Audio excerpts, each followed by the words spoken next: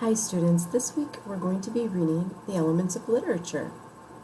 Last week we read an essay by Gary Soto called The Talk, and we practiced with annotations. And remember, annotating is simply taking notes about what you're reading.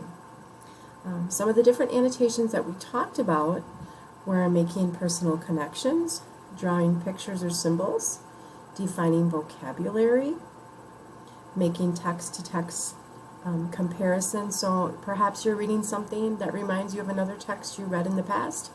You would make that comparison. In addition, Mrs. Ott also created a video that explained annotating to you and the difference between active and passive reading.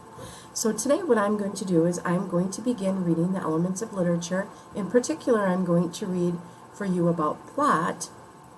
And while I'm reading, I would like you to open up the Canvas module under short stories and pull open your own elements of literature guide, just like you're seeing on my screen right now. And I want you to practice annotating. Okay, so as I read, you can annotate. Plot, hooking your reader's curiosity.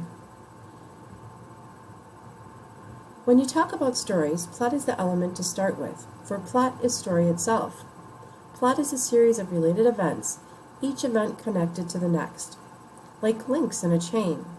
Each event in a plot hooks our curiosity and pulls us forward to the next event to satisfy that curiosity. Okay? And then we're going to get some examples of how that can be done. The monster, preparing to paralyze his latest challenger, looked at his victim and saw she was chewing gum. Right away, we wonder what's going to happen. Why isn't the victim afraid the way she should be? And here's another example, right down here in blue. The dragon withdrew his venomous talons and asked the young person if she was laughing at him. Why, the reader wonders. Is the monster especially funny looking? Is he very insecure? If our curiosity is aroused by these events, we await successive ones with mounting suspense. We want to know what happens next. This buildup of suspense is how plot works. A series of related events plants the hook of curiosity in us, making us read to find out what happens next. Okay, moving on to conflict.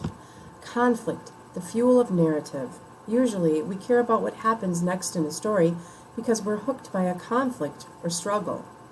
This struggle might take place between two characters, or it might take place between a character and a whole group of people. Or it might take place between a character and something non-human, a typhoon, or a shark, or gas in the mine pit, or a computer virus. Conflict can also take place within a character's own mind and heart. The desire to be peaceable might conflict with an urge to knock the stuffing out of a bully. A desire to win someone's friendship might conflict with a fear of rejection. Often, an external conflict results in an internal problem. Facing that typhoon is going to produce fear and perhaps a desire to run away. When the conflict takes place between a character and another person, or between a character and something non-human, it is an external conflict. When the conflict takes place inside a character's mind, it is an internal conflict. Conflict is the fuel of narrative. The greater the conflict, the more we care about the outcome. Okay, moving on. The bare bones of a plot. Stories, like houses and human beings, need a structure or framework to hold them together. Plots are usually built on four major parts, which we might think of as their bare bones. The first part of a plot can be called the basic situation. This is the opening of the story, where the characters and their conflict are usually introduced. Writers have many names for this part of the story. Some call it exposition. And now we're going to get an example of an exposition, right? And it's highlighted here, or I'm sorry, not highlighted. It's in this blue font here, okay? And we're going to use a story here that's pretty familiar to many people. Once upon a time, there lived a young girl named Cinderella, who was as beautiful as she was good. but she was totally detested by her evil stepmother and two nasty and jealous stepsisters. Cinderella longed to go to the prince's ball, but it was simply out of question. After all, Cinderella was just a kitchen servant. Okay, so now here we're learning about Cinderella, the character Cinderella, and a little bit of background information about other people in her family, about other characters. Okay?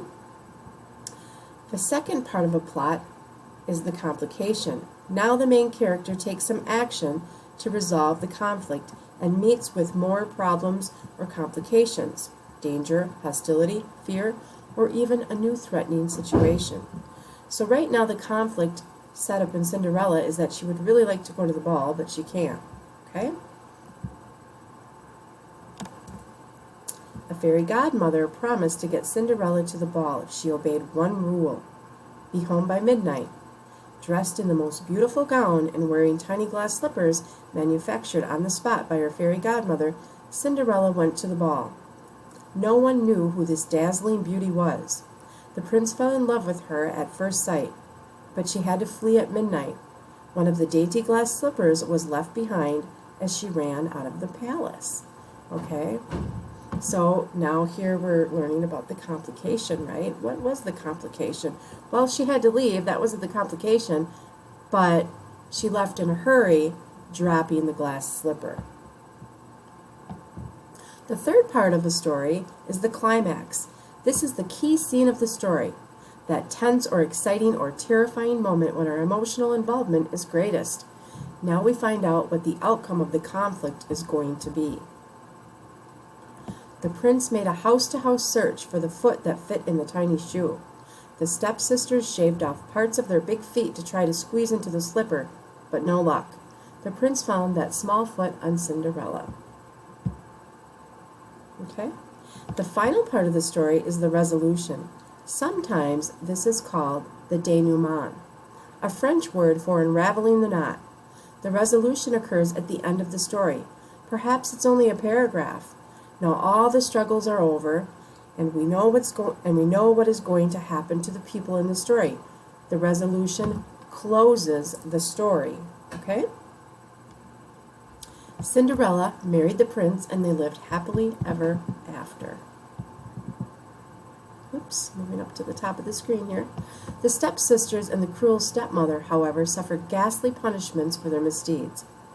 These four bare-bones support a series of events intended to hook our curiosity. If one of these bare bones is weak, the story falls apart. We are not hooked by the characters and their struggle, and we just might not want to finish the story. Okay? And here we have a little cartoon at the bottom that says the plot thickened and then it congealed. Okay. A little literary humor for you all there. All right. So this is the first part of the Elements of Literature plot, and we've just read that together. So again, what you should do now, if you haven't begun it yet, is to go back and take some annotations. Okay, and remember, annotating is just you taking notes, making connections, drawing pictures if that helps you. If that helps you remember what you're reading, any sort of annotation that you heard on the video or that you read in the document that accompanied last week's assignment for the talk by Gary Soto, you can use any of those type of annotations here when we're working with the Elements of Literature, okay? And I'll see you again for the next reading. Thanks. Bye.